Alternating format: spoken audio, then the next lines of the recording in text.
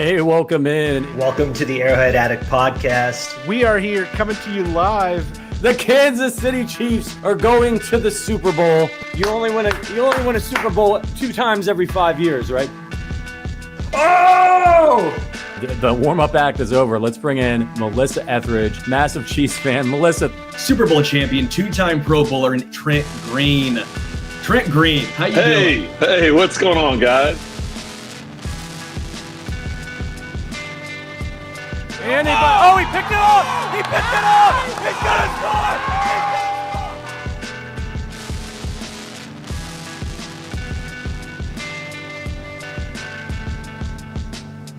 And we'll see you next week. But until then, as always, go Chiefs. Welcome into the Arrowhead Addict podcast. This is the Intangibles. I am Price Carter, and he is my intangible bro, Christian Ainsworth. Christian, happy Monday to you. Oh, yeah. Happy Monday. First day back. And I guess we had school last week, but the week before that, no school for 2 weeks, man. It's been incredible. But the grind starts on Monday, and it's hitting me pretty hard today. Yeah, it is pretty tough going to work 5 days in a row. I do feel for you. I don't know how some of us do it. So yeah, you guys are better than me, man. I don't know if I could do it. Absolutely. So we've got a lot to talk about. We've got a loaded show here today. We're going to be, of course, breaking down the combine and winners and losers from that, some of our favorite performances, some of our most noteworthy performances, and some people that we might want to go back and check the tape on. We're also going to be talking a little bit about the Chiefs offseason. We've really only had one show here on the podcast talking about the Trey Smith news, the Travis Kelce news. So we're going to dive into that a little bit. And then lastly, we're going to continue our position review. Today, we're going to be breaking down the linebackers and the tight ends. So a lot to get to today. So let's just get right into it. So let's start off at the top with the current Chiefs, the people who are Kansas City Chiefs, and what the news there is. So on, I believe it was Thursday afternoon, we found out that Trey Smith was ending up getting the tag. Something that I don't know anybody who was saying that Trey Smith was going to get tagged. Pretty surprising news here. We've kind of broken down all the news part of it. So let's get to the analysis of the Trey Smith move. Did they make the right move in tagging Trey Smith, Christian? What do you think? Was this the right move? Was this a temporary move? What are your just initial thoughts on the move itself?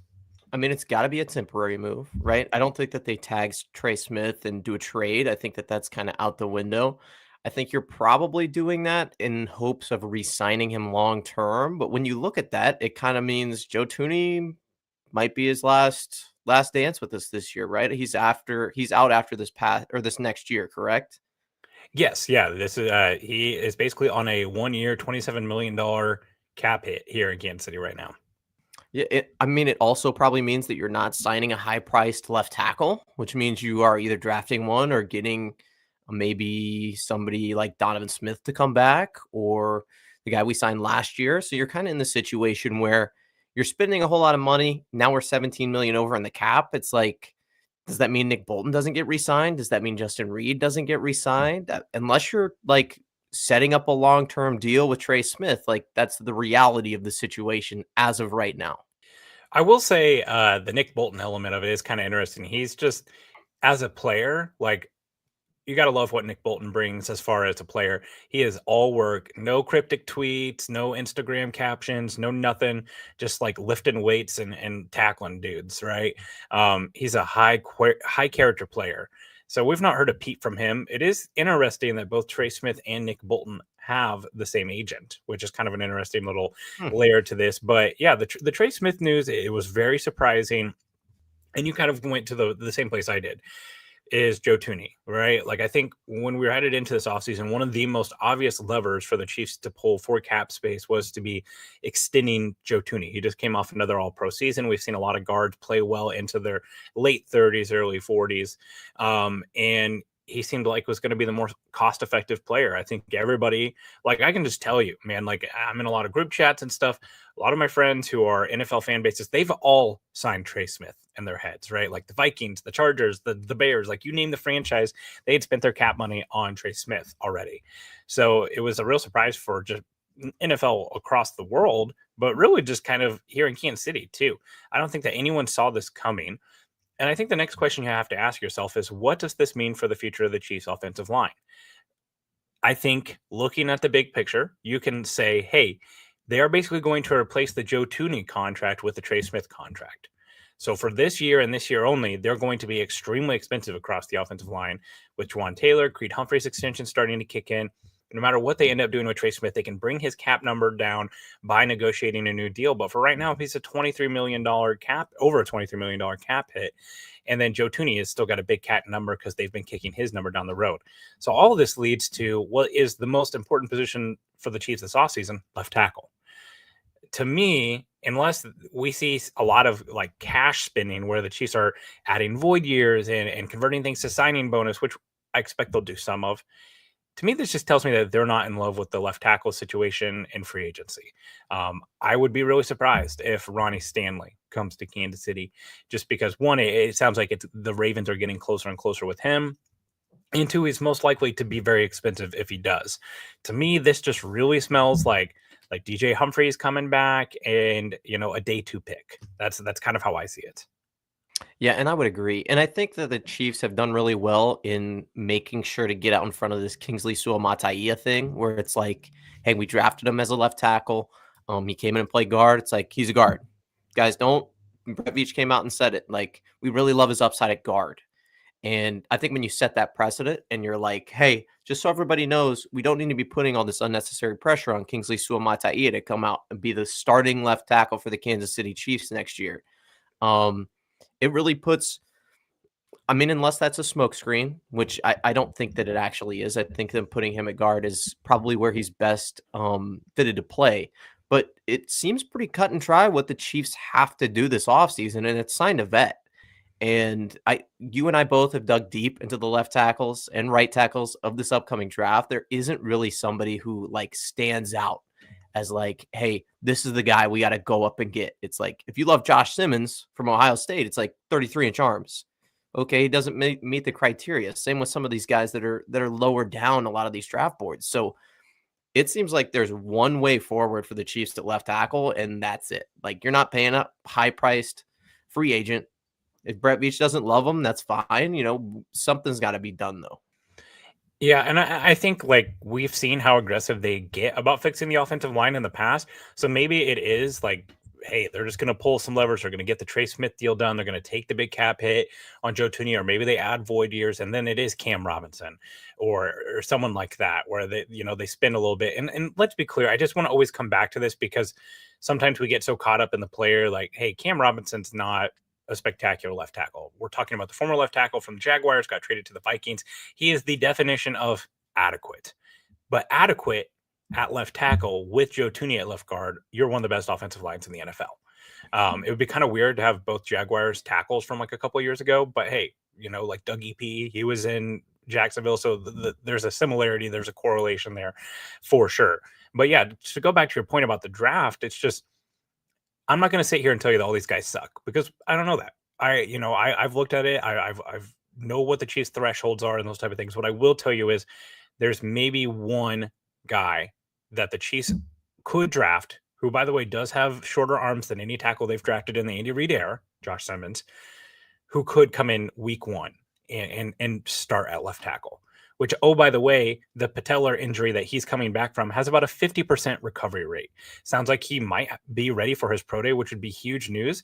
But Drake Jackson, the edge rusher from the 49ers, had the same injury, and his career's over, it sounds like, according to John Lynch at the Combine. So it's a very, this is not some just clear-cut injury. There might be teams that just have him off his board. So if you want to tell me he's there at 31, my point is if they bring Josh Simmons in, if he happens to fall at 31, that is 100% the best case scenario. And even then, with the way things have went, I'm not going to just 100% write in the fact that he's ready to go at left tackle week 1. The rest of the guys, I don't feel comfortable with being ready week 1, period. Josh Connerly, Ariante Urshri, just, pick your guy. Right. So, and there's a lot of short arms. Me and you, we were texting about the Combine day, and I just texted you a picture of a T-Rex on Sunday, and you just knew what it was. I didn't even have to tell you that. My son loves dinosaurs. We weren't texting about my son's preferences on dinosaurs. It was just, they're all short arms. So to bring this all back to Trey Smith, it feels like to me the Chiefs ultimately looked at this offensive line and say, this offensive line was not good enough. We weren't good enough on offense, period. We're not going to get better by losing one of the top free agents in the NFL and one of the best guards in the NFL. So I would expect, like you said, Joe Thuney, this is his last year. And maybe they add a void year. Like we've seen this. Other teams are doing this. Maybe the Chiefs, they're willing to spend a little bit more cap, a little bit more cash here. There's some things going on politically with the Chiefs right now and where their stadium's going to be that could be an influx in cash. So maybe they're a little bit more willing to open the pocketbooks. But I do feel pretty comfortable in saying, like, hey, interior offensive line, you're not drafting one this class unless like there's just really good value there. Like, if you want to tell me like, oh, hey, like Gray Zabel could be the best player on the board at 31, like pass, right? Because he's an interior offensive lineman. I just don't see the need there, especially whenever you factor in you've got Joe Thuney, you've got Trey Smith, and you've been talking up Kingsley Suamataia at guard. Do you give him another look at tackle just because, like, what's the path for him playing this year? You drafted 3 offensive linemen last year, and none of them are going to play in year 1 or year 2, besides a couple of games for Kingsley. I just don't really get what the path is there. Yeah, I would agree. And it's also one of those things where Brett Veach went into last draft and knew, hey, listen, he's got a scout looking at not just the 2024 draft, the 2025, the 2026. And they're saying, hey, listen, tackle class coming up, not great for your specs. There's still some good players. It's like, but a lot of guys that are going to transition to interior O-line. If you're going to grab one now. And that's what happens with Kingsley Suamataia. And I think they kind of took that knowing like, hey, worst case scenario, we transition him inside. Like Mekhi Becton from the Jets. And it's like, you just become a mauler. And I mean, we saw that in the Super Bowl with him on the Eagles, but it's like, there's plenty of opportunity for him to make that transition. The problem is, like you said, like he's not going to play this next year. And as much as, we love to hate on Wanya Morris and he played a significant portion of the season this past year, it's like, where's he going to step in? Like he played better at right tackle. Like, is he going to be, he's probably going to be the swing tackle behind the veteran that they sign. Yeah, and I've seen the narrative that like, oh well, the Chiefs, they're just bad at this, and Andy Heck's job needs to be on the line and stuff. Like you drafted a swing tackle at the bottom of the 3rd round. That's fine, but that's totally okay. Kingsley Suamataia, like leading up to that draft, if you mocked him at pick 32 to the Chiefs, everyone's like, yes, good mock draft, good job, and they got him at 63. So like 1, that tells you what the league thought of him. And 2, again, the bottom of the 2nd round is where they got him. So, like, I put out a tweet just talking about the Chiefs' arm lengths that they've drafted of tackles and the arm lengths of pretty much any tackle prospect that has been mocked to the Chiefs or is talked about with the Chiefs. And all the comments were, well, it's working so well. Maybe they should just stop caring about arm length. And it's like, no, that's wrong. Yeah. No, you're not mad that the Chiefs drafted long arm tackles. You're mad that they didn't work, and they didn't work because of where they were drafted and the investment. To me, there is one player that I come back to that says like, you know what, the Chiefs might have been able to get this guy and this could have fixed their issues. And it's Christian Darrisaw. The year that they traded for Orlando Brown, Christian Darrisaw went a few picks before the Chiefs, not a ton, but a few picks before the Chiefs. They could have hypothetically drafted Christian Darrisaw, and he's a very good left tackle. But they solved that problem for the temporary being. Like, that and maybe keeping Orlando Brown. You're not mad that the Chiefs draft long arm tackles. You're mad that they just haven't worked, right? So that's not the process. Isn't, to me, it's not a process problem, it's a results issue, right?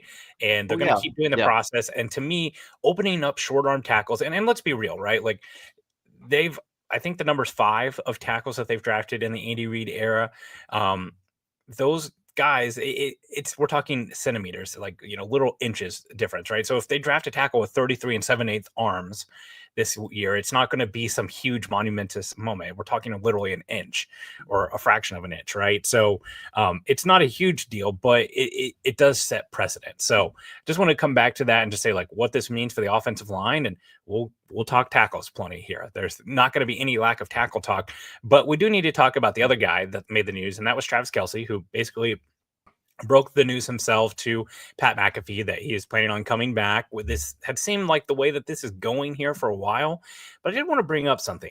In his own comment, like we're not bringing this up unprompted. In his own comment to Pat McAfee, he said, "I owe it to my guys to be in the best shape of my life." So in which case he's kind of implying that he wasn't in the best shape of his life. I don't think that obviously best shape of my life was like when I was like 7, so I have no room to talk. But like Travis Kelce didn't look to be in the best shape and look exhausted on the field quite often, especially in that Super Bowl. Like, what do we think of Travis Kelce coming back, and how does this turn to be a success? If we're sitting here saying like Travis Kelce coming back for another year was a huge factor in this team getting to where it wanted to go, what does success look like for Travis Kelce in 2025? I mean, you got to take it kind of for what it is. He's an older tight end. He's coming back on not so team friendly deal at 17 million, at least for tight ends. You kind of expect about the same season from this past year, like about 800 yards. You hope that the snaps go down.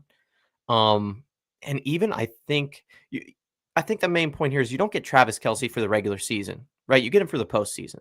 You know that he's going to step it up whenever the lights are the brightest. And when you put him in that situation, even if he's playing like half the snaps that he was this year, which was, I think, what did you say it was a few podcasts ago? Like the highest it had been. 81% of his snaps he played. Yeah.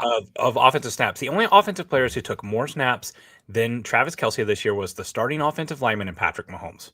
So that to me is what's got to change, right? I get that his leadership and, there's lots of really good stories about how hard he practices, but that's what's got to change. All right. Like the Eagles rested some of their guys, some of their veterans days before the Super Bowl. He needs to start getting that vet rest day, right? Like where he doesn't practice on Tuesdays and Wednesdays. He needs to get down to where he's playing, maybe 40% of the snaps. Noah Gray should be the leading snap getter for the tight end position, not just because of Kelce's age, but also because like that's the future of this offense, right? Like Jared Wiley is the future of this offense at the tight end position. If they draft another tight end, that's the future of the position. So that's what they have to start getting like ready to do. And they have to prep for that. So I'm totally okay with Travis Kelce coming back. I think it stinks in some ways because it sounds like they're not really considering or reworking his cap hit, which is $19 million, which, let's be honest, if Travis Kelce was on the open market today, he would not get that. Part of it is you're paying for what he's done. Totally understand that. I didn't hear a lot of people pounding the table for that little miniature extension that happened after back-to-back Super Bowls. But ultimately, for this to be a success, I think he needs to become closer to a package player. Like, for instance, this year, there was a lot of highlights of Travis Kelce blocking and that he had really stepped up his game there. I don't need to see Travis Kelce blocking. Okay, that's why if they want to bring back a Peyton Hendershot or someone like that, we'll talk about tight ends here in a little bit. That's fine, but like get Kelce out there on the downs that make sense, so that way you can get to the point where he's just not absolutely emptied at the end of the season. I think there's a lot of reasons why this happened this year, particularly injuries and youth, right? Rashee Rice gets hurt early in the year. Xavier Worthy, a rookie, a guy they were relying on a lot. But yeah, this time next year, we can't be sitting here talking about that Travis Kelce took like 77, 80% of the snaps. I would like to see that number ideally closer to 50. Yeah, and I think he's kind of taken the same trajectory, of the Tony Gonzalez, where like when you talk about late game or late career Tony Gonzalez, you say he really improved on his blocking and he was a player that you could come in packages like goal line and he would be a good target. And I think the thing with Travis Kelce, what separates him from a guy like Tony Gonzalez or George Kittle is that, yeah, you know what? He's probably a much better blocker than he was his first couple years in the league. Who cares? Put him in there at the wide tight end spot, even get him off the line, play slot like he does sometimes, and just let him work in the red zone. Like Rob Gronkowski was not this elite red zone threat, elite all the field player playing 80% of the snaps his last couple years, right? He came in, he was effective where he needed to be in the red zone, and he played some run blocking snaps and was an effective threat from the tight end spots. Like that's Travis Kelce's next step. He doesn't need to be the 81% player. He doesn't need to be, the leader of the offense as much as he would love to be, I'm sure, in his last season with the Chiefs. But I don't know. The contract is the only thing that really makes me double check. Like, man, do I really love that he's back? And it's Travis Kelce. You love that he's still with the team. I mean, even Jamal Charles, his last couple of years, like, loved him on the team, goes to the Raiders. It's a different story. But, like, we love seeing him back in the red and gold. It's just like that price point is so high, especially in a season where the cap hit is going. I mean, it went up, obviously, so they have some more room, but it's like, man, we're 17 mil over. Like some cuts have got to be made. Yeah, well, and I think like part of this, we're getting we don't want to pigeonhole Travis Kelce into saying that he won't rework his deal. Part of this is just how Casey likes to do business. They don't like a lot of dead money, right? Like the Eagles, you go look at their dead money. They've got a ton of it, but it's because they're willing to dole out cash. And just to be clear, because this is always something that comes up, while Clark Hunt could spend more money, they're usually like league average around cash spending. So just a reminder, like saying like he's cheap and Clark Hunt that is cheap, and that's not necessarily true. Could he spend more? Yeah, he could. But you are not cash deprived here in Kansas City. Like they do a pretty good job of it. And it certainly could be worse. It could be better, but it certainly could be worse. So yeah, I mean, I think like the last thing for me for Travis Kelce is just like, I would like to see I think that there's a chance here when Rashee Rice gets back, whenever that might be, that he looks like a better version of himself, Travis Kelce, because I think that those two guys, his skill sets complement each other really well over the middle of the field, the way that they win. And I think Rashee Rice going down might have hurt Travis Kelce's production more than we would have known. So hopefully those two guys can really complement each other. And like, there's some guys in this draft too that I think could continue to do some of those things that make Travis Kelce's life easier.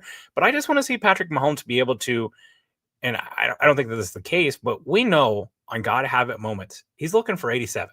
And it took losing number 10 as a wide receiver, not Isaiah Pacheco, leaving town for him to kind of grow as a passer. We saw one of the worst passes Patrick Mahomes has had to Tyreek Hill to end the AFC Championship game against the Bengals as an interception.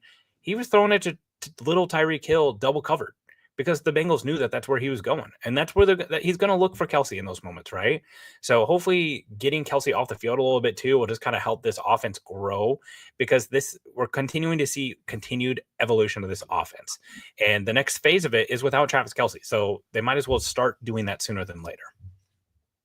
Yeah, I agree. And just one last point before we move on. It's like having him back as a weapon is nice. But that last little, like, you can't have players all over the field unless Howie Roseman's your GM, right? Like, you can't have the best D-line, the best defensive backs, and the best wide receiver core in the league. Like, that's just not going to happen. So having him back is definitely a plus. Yeah, for sure. And like, you want him in the room to help the next tight ends and those type of things. Like, I think it's a net positive. I don't want to paint it in a negative light, but we talk about structure here and team building and roster construction. Like, all those things come into this. So let's shift gears a little bit. NFL Combine was this weekend. One of my favorite events of the year. Tons of really great info coming out. Lots of great performances. Just frequently updating the RAS feed, which is at MathBomb on Twitter. He does the athletic testing. Great stuff there. So excited to get this info into Mock Draftable. There honestly is way too much to talk about in one podcast here. So we're just going to hit some winners or losers. We didn't want to put this into a single player. So some of these are position groups. Some of them are just players. But there were some really standout performances at the Combine. Christian, why don't you get us started? Who's someone that you have as a winner or a loser for the Combine this week? So I'm going to toot my own horn here, and Quinshon Judkins is going to be my first guy. Very, very bold of you to stand on the box for a guy like Quinshon Judkins. By the way. I know. Like, you really went super out. Underrated. Yeah. And you think he's the second best Ohio State running back, dude. You can't talk like that. I don't know. I'm still anyway. up in the air. All right. So Quinshon Judkins, 9.88 RAS score, which again, Price said it earlier, relative athletic score. This kind of measures how athletic you are based on your size profile, speed, athleticism as far as jumping goes, and then like short area quickness. 9.88. That's 23rd all time for running backs. And when you watch Quinshon Judkins run the football, you know he's athletic, but just having those numbers to sort of verify the film that you watched, say, yes, you saw what you thought you saw. This is a guy that runs 4.40. He's got a 40-inch vert. Like, this is an athletic dude who totes the rock and does an incredible job at it. Watching him go through the drills and hit all those athletic peaks, like, just if you were a Quinshon Judkins fan before the Combine, like you certainly are now. I think that only makes you double down with what you've seen. Well, I think one thing, first off, ran faster than Travion Henderson. I'm not sure anyone had that on their bingo card. Oh, no. Yeah. I wouldn't have told you that either. And I think you look at the Ohio State guys, Will Howard threw, and I know like some of the defensive guys tested, but there's a lot of their season ran really long this year, right? Like, you compare him to like another running back that, was probably done playing college football around Thanksgiving or a little bit after that. Like, this was a lot for them to prep for, and getting ready for the combine, it's completely different than playing football, right? A totally different skill set, not to mention like their health, right? Like Quinshon Judkins, Travion Henderson, those guys, their bodies were probably aching. That's more college football than most teams play because they had to play through every part of that bracket in the college football playoff. So I think it says a lot for his stock. And we knew that this running back class was going to be rich. They're an obvious huge winner of this whole draft process, right? Like the running back testing, I think you look at that and some of them would have I think it would have been one of the faster wide receiver classes. There's just so many guys that tested really, really well. A lot of guys who really helped their draft stock. And quite frankly, I was having a conversation with someone about this, about a guy kind of like a day 3 guy, like your Brashard Smith or Bashal Tootin or guys like that, where I was actually talking about Jaden Blue and just he's had some fumbling issues, some drops issues, didn't really test as well as he had hoped. I know that there's some character concerns surrounding him as well, too. I mentioned like he could go undrafted. And I was like, oh, there's no way. Like, how could he go undrafted? And it's like, honestly, man, all these guys, every team is going to want a bite of this running back apple because every team can use more than one running back. But how many teams are going to draft several running backs in a draft? Not a lot. So like there's only so many go around. So yeah, I could see some really good running backs going like undrafted because of just every team already has a running back. There's a lot of teams that like running backs not even a need. Do you think the Eagles or the team like that is really concerned about drafting running back? They might still take a bite at the apple because of the talent at the position. But I do think that it's possible that it's like there's so much depth here that it's going to be raining money, for lack of a better term, when it comes to the running back position. I'll switch gears here to the wide receivers. 2 Iowa State wide receivers who had really good days. Wide receiver Jalen Noel and Jaden Higgins. Tandem, both at Iowa State, very, very different players. You got Jalen Noel with a 95th percentile 40-yard dash, 98th in the vert, 99th in the broad jump, 80th percent in the shuttle, 86th in the 3-cone at 5'10" and 194 pounds. Smaller guy, but pretty compactly built at 5'10", 194. This isn't your Zay Flowers or your small Tank Dell build, but still with the speed. And then on the other side of the coin, traditional X wide receiver. You're looking for that guy in Jaden Higgins, 6'4", 214, 82% percentile for the 40-yard dash at a 4.47, 92% vert, 92 broad. That's the perfect explosiveness that you want to see. I was listening to Todd McShay today talk about like he honestly is probably inching closer to having Noel and Higgins in his top 5 wide receivers because what they put on here. So really exciting stuff for those guys. I think like this wide receiver class, I think we're seeing more and more that the top of it is just not what a lot of people wanted it to be. There's been a lot of thoughts about Tet McMillan. We've seen Luther Burden falling out of some first round of mock drafts of some guys who really know what they're talking about. Matthew Golden made himself a bunch of money, the wide receiver from Texas, with his 4.3 or 4.29 40. But I do think that like that early second round, there's going to be a lot of wide receivers taken there, and it's really going to be about what you want. Obviously, we talked about Higgins, the go up and get it ability, the ball tracking, traditional X, whereas Noel, a little bit more of a creator, a little bit more space and route running. But I really like both guys, and man, just keep one of them in red and gold here in Kansas City. I think both would make a lot of sense, made themselves a lot of money. Let's flip it over to you, Christian. Who's another player that you had as a winner or loser from this weekend? So before I say mine, I just want to say that Jalen Noel pick, perfect. Like that's absolutely. I'm glad you said it first because all I'm seeing down my Twitter feed is Jalen Noel highlights. The fit, I'm like, separation, like it just. Yep. You can see it. You can see it. It's perfect. But anyway, you mentioned him here, Matthew Golden, wide receiver out of Texas. Looked fantastic in the individual drills, 99th percentile in 40 time. And I don't like to put a whole lot of emphasis on the 40 time just because sometimes it can be a little what's the word, not really indicative of how fast a player really is on the field. Like there were some times you saw Xavier Worthy and you were like, is he really a 4.21 guy? And then there were some times where you're like, oh yeah, he might be 4.1 guy, like that fast. Matthew Golden plays like a 4.29 guy. Like you watch him on his deep threats. He is insanely fast. And I mean, it just so happens he comes out of Texas, right where Xavier Worthy was, right?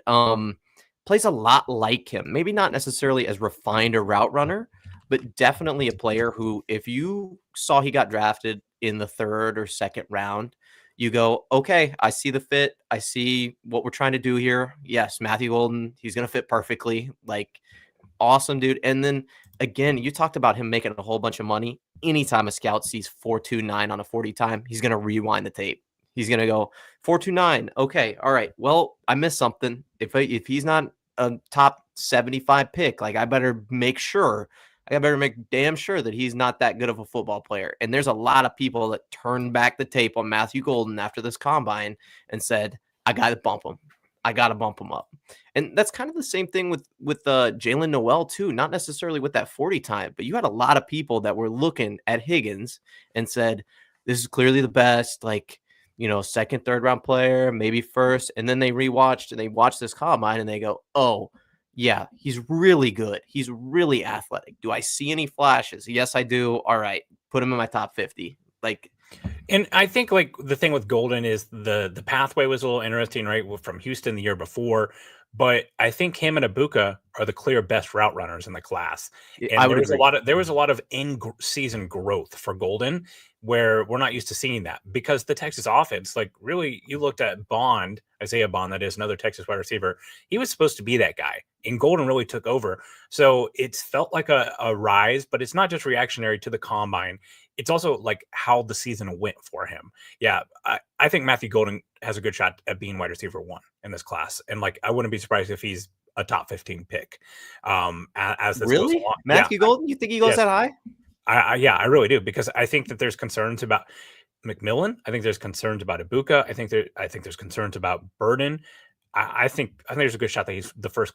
We should start a board bet or something like that with like Matthew Golden wide receiver 1 or not. But yeah, I really do, because like keep in mind, everyone can use Matthew Golden's skill set. Not everyone wants Tet McMillan's skill set. Not everyone wants Emeka Buka's skill set. So that's why I think any team can talk themselves into it. And it, like, just to remember too, this is the combine. This is overreaction season. I want to take you back a couple of years ago to a Kansas City native named Adetembiwa Adebware. He was an edge defensive line prospect from Northwestern. And he lit the combine on fire because at 6'2", 282 pounds, he ran a 4.49 40-yard dash, a 99th percentile 40-yard dash with a 9.87 RAS. I remember seeing mock drafts having him in the 20s.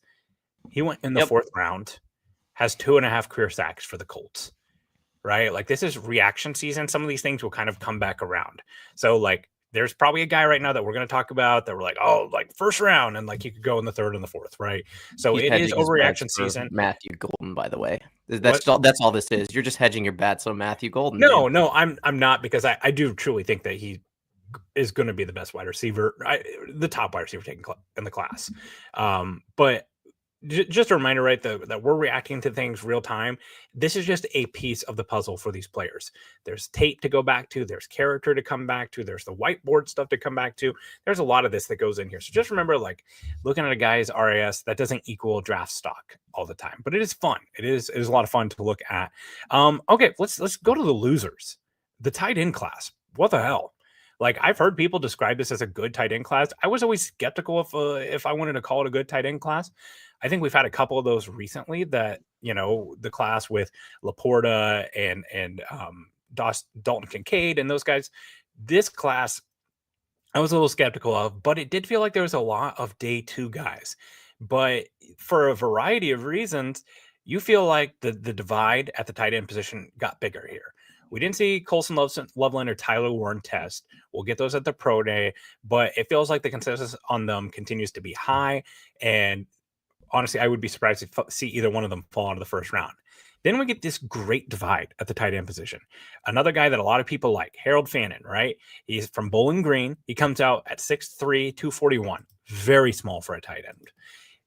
But you look at the tape and you see lots of athleticism, lots of separation, insanely productive. But then he runs a 4.71 40-yard dash and a 4.39 shuttle. Very mediocre testing for him. Not bad, but just not. Here's the thing. As a player, you have to have, like, I come back to this. If it's close with a player, I want to see a dominant trait that can help you win at the NFL time and time again, or I want to see a skill set that has a lot of variety to it. I'm just not sure how Harold Fannin wins at the NFL. He's not a high level enough athlete that he's going to be separating against guys who aren't playing against Bowling Green. He's not a good enough blocker that he's staying on the field for all the plays. And I'm not sure that the yak ability isn't there. Like, I just don't see a dominant trait for him. So pretty mediocre testing for him. Your guy, Gunnar Helm from Texas, did sprain his ankle. I was glad that Ian Rappaport tweeted out the video because it seemed a little conspiratorial. You always see that, the guy who does bad at the combine, and then, all of a sudden they weren't feeling good. But he did appear to twist his ankle. So you do feel for him a little bit. But, man, his testing was just downright bad. So hopefully he can have a pro day, kind of up that. You hate to see that happen. It's just part of the game. But it wasn't just those guys too. Like Elijah Arroyo, guy from Miami, really trendy, really flying up some boards, had a great Senior Bowl, high level athlete. Well, guess what? He has had 100 yards once in his college career in a season. Not in a game. No. In a season. One season, he's got 500 yards. The others are sub 100 yard seasons. Part of the reason why he can't stay healthy. Well, guess what? He got injured at the Senior Bowl, doesn't compete at the combine. Like, that just makes it more and more obvious. Like, to me, tight end 3 is Mason Taylor. Joshua Zylstra brought him up in the chat here. That's the son of Lawrence Taylor, the NFL legend defensive lineman. To me, he's out of LSU, by the way. I think he's tight end 3. And I think the gap is pretty wide there. Maybe Gunnar Helm gets his stuff together at the pro day. Then I think you're just talking about guys who are projects. If you had told me, as a Nebraska fan, as a man who eats a runza in Lincoln, that Thomas Fidone would be one of the top testing tight ends in this class, I would have been shocked. Like, every time Fidone gets the ball, he looks like an injured giraffe. Okay. He's a big guy. He's had several knee surgeries. He was a top recruit at one point, but he was one of the top testing tight ends in this class. And I swear, every time he gets the ball, it's like Bambi learning to walk. Not exactly a game-changing speed type of guy. And he was one of the top testers. Although, shout out to all my Huskers, because almost all of them tested out of the roof. Like Isaiah Nair, another really good tester. Ty Robinson had a big day, made himself some money. So either way, sorry, Jason Taylor. I said Lauren Taylor. My bad. Jason Taylor. We know what you meant. We know what you meant. Joy's nephew. Joy Taylor's nephew. That's what I Yeah, that's what I keep seeing on Twitter, dude. Okay, cool. Let's get to your next one before I start talking about Joy Taylor. Okay, all right. Ooh, lot to talk about. Tez Johnson is my first loser of the NFL Combine. Partially, we knew he was going to be small. He's the wide receiver out of Oregon. 5'9", 159 pounds, and he ran a 4.5 40 time. Just for reference here, Xavier Worthy thought to be unable to beat press man coverage. If you watched any of the Chiefs minicamp practice footage, 5'11", 172 at the combine. So this is not like this is Xavier Worthy. It's just a different form. It's like, no. This is miniature Xavier Worthy. And I mean, Tez Johnson does have some good film. And I'm not going to say that he won't be an effective wide receiver at the next level, but 5'9", 159 is difficult to overcome. One of the reasons why quarterbacks love these big wide receivers is because of that wingspan. Like, their margin for error just increases. They can be a little less accurate with the football and still look really good. Tez Johnson is not going to give you that at the next level. And the NFL is just not very good to small, slow guys. You know, this just as it turns out. Yeah. Yes. Usually when you hear like great size speed combo, they don't mean short and slow. They mean big and fast. Right. So generally, the word out of the Senior Bowl was that he was carving people up. Like, everyone thought like, hey, maybe this is a guy who does have enough. He just gets open.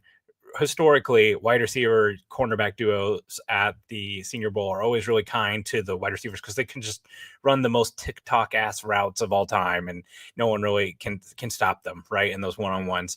But yeah, Tez Johnson, like, I'm not sure what happened there. They were talking on the broadcast, by the way, that he has a professional chef who's been trying to help him gain weight, and he lost 2 weights from the Senior Bowl, which, by the way, we do need to talk about the Senior Bowl for a second. I'm not sure what happened, but like literally every measurement from the Senior Bowl to the combine was like wrong. The tackle arm lengths were all over the place. I'm not necessarily sure what happened there. I'm not sure what the right answer is. All I can say is if you want to put your eggs in the basket of the Senior Bowl measurement to right, good luck. Jim Nagy, the guy who was the director of the Senior Bowl, is now the what do they call it? The general manager of Oklahoma football or Oklahoma athletics. So maybe he was like quiet quitting a little bit. I'm not sure. All I can say is like teams will do the work, right? Like they'll bring them in and measure them and those type of things. But at the end of the day, like those measurements were all over across the board. But Tez Johnson, that athleticism did not translate. And yeah, you just can't be slow and small, right? Like we're getting into Clyde Edwards-Helaire slow and small territory. He's 10 pounds lighter than Xavier Worthy and like, 0.3 of a second slower. That's just not going to work. Let's switch back to running back. Guy a lot of people in the chat might like, DJ Giddens. I think this guy might have just like kind of put himself in the next tier of running backs. I think you've got a clear kind of top consensus of Marion Hampton and Ashton Genty. And from there on, it's pretty open. Like if you told me that DJ Giddens went ahead of Travion Henderson or went ahead of Caleb Johnson or something like that, I would not be surprised. Out of K-State. Just so fluid in space, great vision. Love his vision at the second level, by the way. Like he's so good at when he breaks through that line of scrimmage and is looking at linebackers or safeties, really good at reading the field and knowing where to go. 9.89 relative athletic score for him at 6 foot, 212 pounds. Great tape. Like I think there's a chance that like he is quietly climbing up boards and could make make his way into the second round, because I think that there's just not a lot to dislike about how he performed, tested really well, and now the tape matches that as well. So big day for him. Yeah, 100%. And I think you might be selling him a little bit short, man. I could see him like mid-second day, early second day. And I think maybe he goes ahead of somebody like Caleb Johnson from Iowa. I think what really sets him apart here is the size combined with the fluidity. I mean, it's like 6 foot 212 is a big running back. Like average height for a running back, just at a 5'11", excuse me. Doing that and having a 9.98 or 89 RAS, that's incredible. That's like prototypical, like exactly what you want in a running back if you're drawing them up. And dude, DJ Giddens, he might be the most fun player to watch. Honestly, from all the running backs that I watched, like Quinshon Judkins, obviously I'm falling in love. Trayvon Henderson looks like a beast out there too, man. But it's like DJ Giddens, especially with him being like homegrown, he's that K-State alum. It's like, how can you not just fall in love with what he's doing right now? My next winner of the combine, kind of an obvious one, Nick Amenwari from the safety from USC, 10.00 RAS score. That's first safety of all time ever been charted at RAS. I think when you look at him and you see the film and you say, hey, maybe he's not super fluid, and you say, hey, sometime he gets a little handsy, you go, oh, well, he's the most athletic safety to test all time ever. Okay, well, we could teach him how to be more fluid with his hips, or maybe he doesn't have to be. Like, you see that athleticism. He's not one of those players that wins solely off of athleticism, which is important to make the distinction as well. Like, this is a guy who's going to be incredible in the NFL. As far as I'm concerned, like, he's a can't miss prospect. And I think we all knew he was going to be athletic. We all knew that he was going to be one of the traitsy guys that has some of that like film that just blows you away. Like, yeah, I'll stop you a little bit on can't miss, because I do think that if you were to get in some kind of like cliche Fangio system where he's just like, playing too high all the time and is asked to cover the deep quarter and stuff like that, like I could see it. To me, though, with the way defenses are going right now and becoming more aggressive, becoming more multiple, a lot of disguise, simulated pressures, to me, like if he gets with one of these defenses that came really popular with the Seahawks and with the Ravens and all that system, like to me, like Seahawks destination, right? Like that Kyle Hamilton imitation, like it makes so much sense, right? And I think where he wins is just such an important spot in the NFL right now, over the middle of the field and at the line of scrimmage, can win as a blitzer. But yeah, the testing, we knew it was going to be good. I didn't know it was going to be this good. But he definitely had like one of the biggest combines of anyone, locked himself in as a first round pick for sure. And I'll also, in tandem here, one of my losers, Malachi Starks. Like this guy came into the season as a top 10 pick. I remember seeing him frequently in the top 10 of mocks. Now he's not even the first safety off the board. Pretty average testing. I will come back to the fact that, like, when you're talking about Starks and the ways that he wins, it's more of a guy who reads and reacts, and more of a guy who makes play on the ball. I one of the performances I keep coming back to from Malachi Starks was that that Georgia game against Missouri, and that basically he shut down Luther Burden that whole game in the slot. And Luther Burden not only like got shut down, looked like he did not want to be on the field, right? Yeah. Like just checked out. And I've heard some concerns about that particular performance for Luther Burden, by the way. But coming back to that, like average athlete, to me, that's just one of the things that like hopefully was going to separate him from some of the other guys who are knocking on his door. Your Xavier Woods, those guys, right? And I don't know. I still think that he's probably a safety number 2, but I think that, I don't know, if we're sitting here talking about him still being on the board mid second round or something like that, it wouldn't surprise me. And I would not be surprised at all if he falls out of the first round, especially with like what we're going to see at the running back position, what we're going to see at interior defensive line, defensive end. I think there's a chance that he falls more than we would have expected.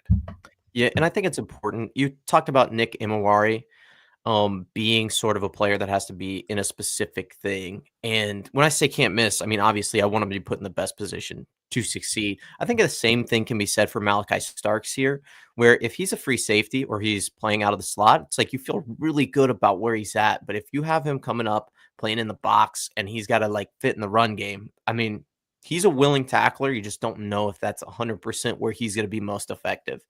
I think teams will still look at him pretty highly, but you see, I mean, it's tough. It's tough for him to be, adequately and appropriately rated given where it's at right now. I'm not going to flip on my boy. I still think he's a first round pick, but it does make you double check the tape. And that's 90% of what the combine is, right? Is this confirming what I'm seeing, or is this an anomaly? And that's definitely not what I saw on film whenever I was watching him. Yeah. And you just come back to like what's separating him from some of the other like safeties who are behind him, right? Like, not a lot right now besides the tape and just the pedigree. All right, so a couple more real quick. We'll rapid fire this. Alfred Collins, the defensive tackle from Texas, another guy that I think like solidified himself as a first round pick, which is kind of crazy to say because he didn't test. But at 6'5", 332 pounds with 35 inches for arms, 85-inch wingspan, that is unparalleled length of the defensive tackle position. The tape is great, and you got to also look at what he was playing behind at Texas last year, right? With T'Vondre Sweat and guy that the Seahawks drafted, Byron Murphy, like really, really special talent right there. So I think as a guy, like just start getting used to seeing him taking in mocks. Would not be mad at all at him coming to Kansas City. Also throw out just again, my Nebraska guys, Ty Robinson, 288 pounds, 6'5", gets a 91 percentile testing for the RAS. This is a guy who's a fifth-year senior, but pass rush ability, they play a 3-3-5 in Nebraska, so he kind of played that like outside defensive end, but it's really kind of a true defensive tackle. I think that he's a guy that's got pass rush upside, can win in the run game. I think he's a 3-down player in the NFL, which I wasn't sure about coming from a guy who's a Nebraska guy. Like I wasn't sure about that, but I think that he's shown a lot. All their testing went really well. I already said that, but man, I was really impressed by a lot of interior defensive linemen. Slight loser, Deion Walker. Like this is a guy who's supposed to be like just this athletic freak, 6'6", and the testing was just meh. Like I'm not sure. Also, I heard some rumors from some guys that it sounds like Walter Nolan not testing kind of really upset some NFL teams. Hey, Walter Nolan, you want to come to pick 31? Piss them all off, okay? We're ready for you. We'll have you in open arms. But interior defensive lineman overall was just really interesting. So, Christian, you got another one? Yeah, I got two more. So, Isaiah Bond, wide receiver out of Texas. This was like the biggest flop. Like if you were looking at headlines from the combine, you definitely saw this. He said he was going to run sub 4.3. 40 time actually runs in the 4.4s, which is unfortunate for a guy who we thought was going to be like that, super speedy Texas wide receiver following Xavier Worthy's footsteps. Matthew Golden kind of steals the thunder from him there. Other than that, I mean, I think he's kind of fallen with these other Iowa State guys stepping up. Just seemed like a really, really kind of down situation for him. And then another loser I'm going to say is Abdul Carter. Not that he's going to drop really far, but you look at him and you say, hey, listen, he's got foot injury concerns that have not gone away. Is that going to affect his first year playing? And obviously, you're drafting top 3 overall. You're not really concerned about the next year playing. You're concerned about the years after that because you're probably not going to be very good anyway. But there are some teams who might think about trading up to get this guy as their missing piece, who are maybe in the middle, and maybe their quarterback was injured this year and they feel like this is the last. We just need that Hassan Haskins, excuse me. We need that Hassan Reddick defensive end type that can come in and just blow people up and have insane production. You think maybe that's not the case. And, if you're Abdul Carter, you're hoping to God somebody trades up for you so you're not playing for, Tennessee or the Raiders for, some of these, the next decade of your life. But just another guy I thought was maybe not exactly where, not where he would have hoped he would be at this point in the year, and not where teams would hope either. Yeah, for sure. I think, Abdul Carter Pro Day will be important, right? Yes. Yeah. Get him in there. Real quick, last set of losers for me, the tackle class. I mean, what the hell, man? Like, just Yeah. we talked about the T-Rex arms. It's not just that, right? Like, you've got Joshua Simmons, the consensus guy coming off that patellar injury. We talked about how big that is. Calvin Banks, you knew he was going to come in, already being penciled in at guard, 33.5-inch arms. Josh Connerly, 33.5-inch arms, same as Kelvin Banks, right? We talk about Connerly.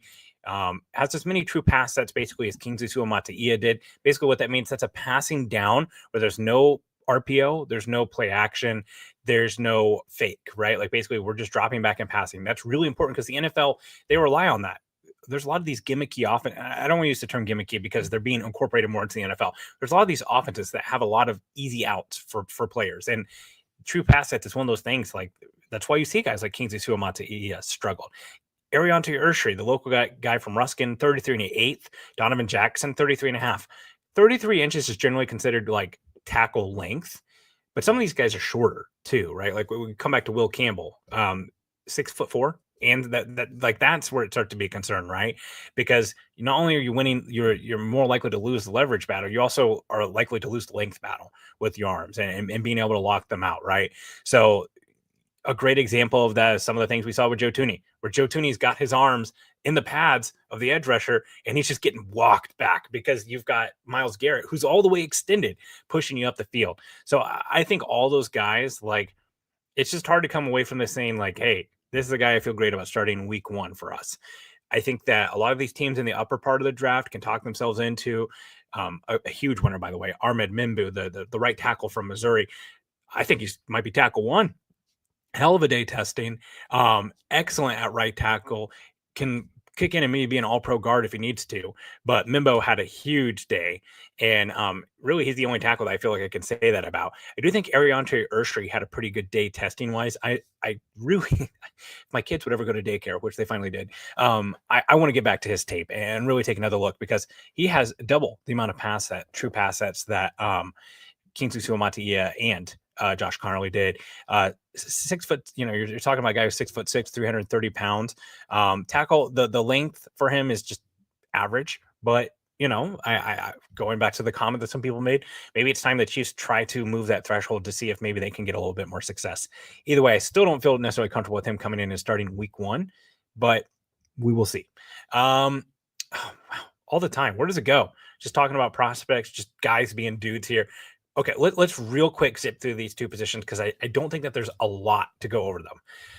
Linebacker. The only linebackers on the roster right now for the Chiefs are Leo Chanel and Drew Tranquil. Jack Cochran, who had a late season injury. He's a special teams guy mainly anyway. Nick Bolton. Is he the forgotten guy? Like, all this talk about Trey Smith and his contract, not a peep about Nick Bolton. Is Nick Bolton just gone? You're muted. Maybe you're not muted. Maybe I just can't hear you.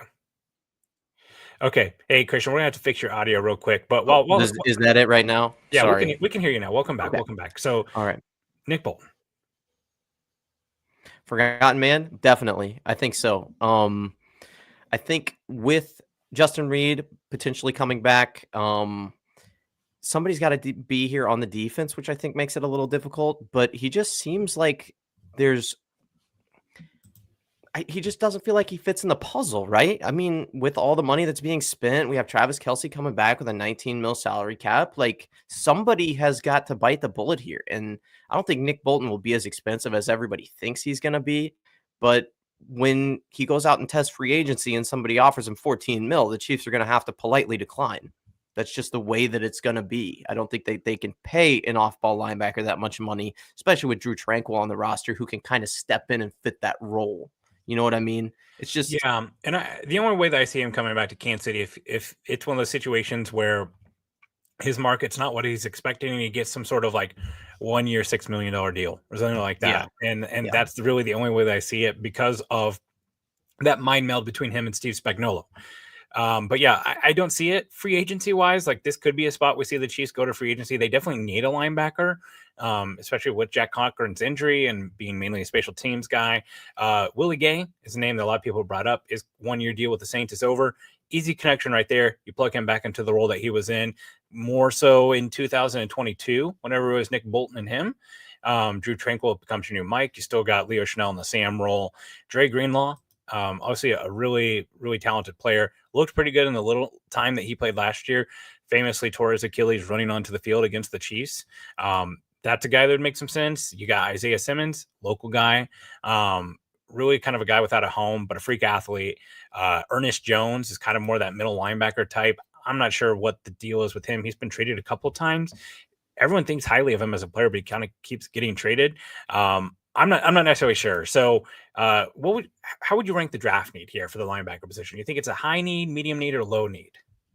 honestly, I would say medium. And just because I feel like we need somebody to fill that spot. Like, I like Jack Cochran, but I don't know if Leo Chanel goes down, if he can step in and, keep the defense afloat. Not saying that is a completely reliant position, off-ball linebacker, especially when we're playing nickel and dime so much. But it's like somebody has to be able to step up and take the reins if something bad happens. Willie Gay could be that guy. I love Isaiah Simmons. I really wish he would have worked out with the Cardinals. I loved him so much as a prospect. His dad sold me a couch.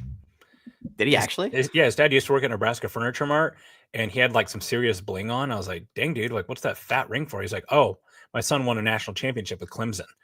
And I was like, oh, yeah. He's like, yeah, you'll know my son pretty soon. And then, like, I did know his son pretty soon because he played for Clemson. But yeah, anyways, sorry. He seems like a great. No, that's awesome, dude. I have a feeling he's not hustling couches anymore after being a probably freshman. not. Yeah, anyways. Probably not. No, Isaiah Simmons, I feel like would be a perfect spot for Kansas City. Drake Greenlaw, I think, is going to get priced out. Willie Gay should be cheap. Yeah, it feels like there's a definite need here. You hit the keyword, depth, right? Linebackers are usually some of the leading tacklers on a football team. That's just more opportunities to get hurt, right? And we know Leo Chanel is great when he's in a role that's defined for him, but we don't want to overexpose him to some of the things that we know he struggles with, right? He's great in his role, but you don't want to overexpand him. Let's head to the draft. Day one, Jihad Campbell, linebacker from Alabama, had a pretty good combine. Probably going to be the first true off-ball linebacker taken in this draft. 31, I could see it. Lots of traits, lots of tools. Jalen Walker, he's a guy without a home right now. I think a lot of teams are going to look at him as an edge rusher. Chiefs, he's Joshua Uche, right? So, like, they probably think of him more as an off-ball linebacker. I'm all the way out on Jalen Walker coming to Kansas City. Just not a high-level fit, in my opinion. Day two, Carson Schweisinger, the linebacker from UCLA, very new to the position, great instincts, really fluid movement, also like plays at a heavier size. This isn't some micro guy who's going to come in here and be a safety hybrid. Like, love the size on him. Demetrius Knight out of South Carolina, Chris Paul, love the name, from Ole Miss. I think the Chiefs might have had a meeting with Chris Paul. I saw. So that's another guy. Day three, more of kind of some specific guys. Jack Kaiser from Notre Dame, Jeffrey Bassa from Oregon. Both those guys are kind of more Sam coverage first guys, special teams. Barrett Carter from Clemson. Ultimately, how do you think this plays out at linebacker? Like, what is the move that the Chiefs make at linebacker this year? I think it's late round with a coverage guy. Jeffrey Bassa, Barrett Carter, those two guys that I really, really like. They could be like the Jeremiah Owusu-Koramoahs, where they step onto the field. Jeremiah obviously plays for the Browns, but great coverage guy. Can kind of give you that tweener sort of look when you're in a nickel package where you have to sub a DB out for a linebacker or sub a linebacker out for a DB. They can kind of step up and be like that bigger safety where, you're not just SOL in the run game. And maybe they can provide some coverage snaps. Like Jeffrey Bosa, I don't know if a lot of people know this. He played safety when he first got to Clemson. Converted safety. He is that safety hybrid, right? But like that's what you want if you got a same side guy. Yeah. And he's a very specific role. Like you cannot put him early down, like he's going to stop the run. Very, very weak against the run game. But you get somebody like that who can come in and take away those running backs out of the backfield or some of those tight ends, like they're going to do great. Barrett Carter played some slot reps this year. Like he can do the exact same thing from Clemson. So I think that's probably the best course of action. I think those guys are going to be available on day 3 and just pull the trigger. It's a late round pick. Who the hell cares anyway, right? Like, yeah, for sure. And you need bodies. And at linebacker, like they're a key special teams contributor. So yes, like that's part of the need there too. So don't be surprised if that's a big part of like, oh, they drafted Jeffrey Bosa, and one of the first things you hear is they love his special teams ability. That matters, 100%. Right? Yeah. All right, let's head over to tight end.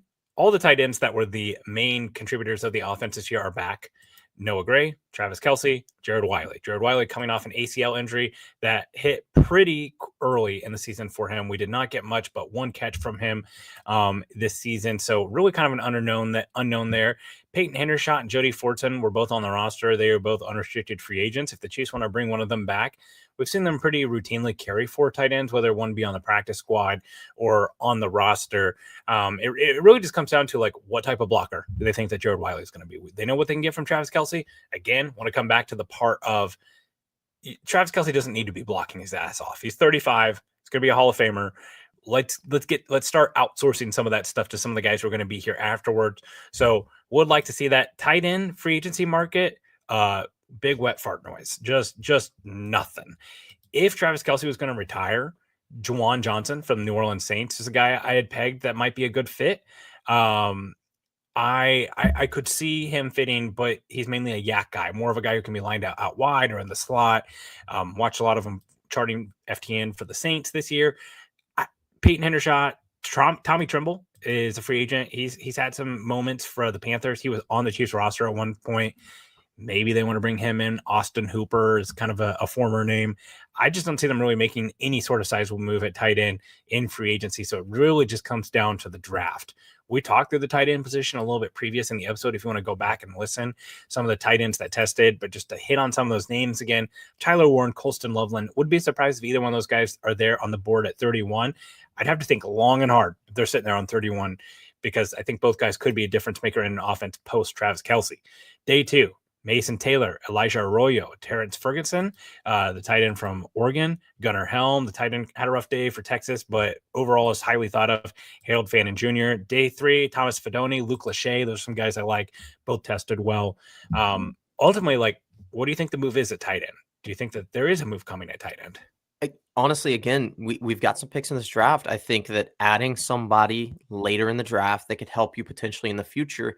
The issue with tight end is that you don't really know what the plan is for Kelce. If you think that he's going to take like half the snaps that he took this year, 50% of the offensive snaps, it's like, okay, well, we better get some bodies there. Like you talked about carrying 4 tight ends, like bringing back Hendershot is not an awful idea. Jody Fortson, same thing. Like bringing those guys back, getting you depth at the position, giving Kelce some breathing room, letting Noah Gray take over and Jared Wiley. There are some guys on day 2 that I really like. Terrence Ferguson. He's kind of one of those guys that is a little bit undersized, I believe I have here. Yeah, so see, he's 6'5", 250, so not super undersized. He's an okay blocker, not super incredible. He had an appendix removed this year, so he didn't get as many reps as you'd like to see from a guy who you'd spend like a 3rd round pick on. But I mean, we got to see some of his full power early, and he looked really, really good.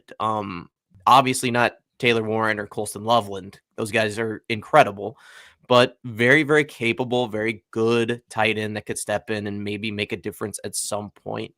But again, it all depends on Travis Kelce. If you think he's going to take major snaps, if he's going to be a 70, 80% snap guy, you probably don't want another one, or maybe you do because you think he's going to get injured halfway through the season. If you think he's going to be taking a step back, still need to add somebody. It just depends on what you're comfortable relying on. You know what I mean? Yeah, for sure. Tight end position is one of those that I could see them not making a single move at, or I could see them making a draft move. Would be really surprised by free agency. Guys, thank you so much for joining us today. We're going to be locked in all throughout the draft process. Little tease for you next week. We're going to have a well-known draft name on the show doing a guest mock draft with us. It'll be our first mock draft of the season. You all know this guy, so should be pretty exciting. I don't even think I've told Christian about this. So he's like sitting here like, told me. I'm he's excited, like, wow. dude. He's like, wow, Mel Kiper's coming on the show. So Rich Eisen's coming on the show. Yeah, do come back. We'll continue the draft talk all the way through. We are a week away from legal tampering. So free agency, it's going to be all a buzz. We'll be talking during free agency. So I'm sure we'll get some wee-woos as we go through as some news breaks on the internet. Thank you so much for listening. Thank you to producer Richard. Thank you, Christian, for joining me. Thank you for being Arrowhead Addict supporters. Please like and subscribe. I think we're like so close to hitting 55,000 subscribers on the YouTube page. So if you're in the chat and you haven't subscribed, what are you doing? Take a second to go do that, especially if you're audio only and you don't listen on YouTube. We know you got a YouTube account. Go ahead and subscribe. Thank you so much, guys, from all of us. And as always, go Chiefs.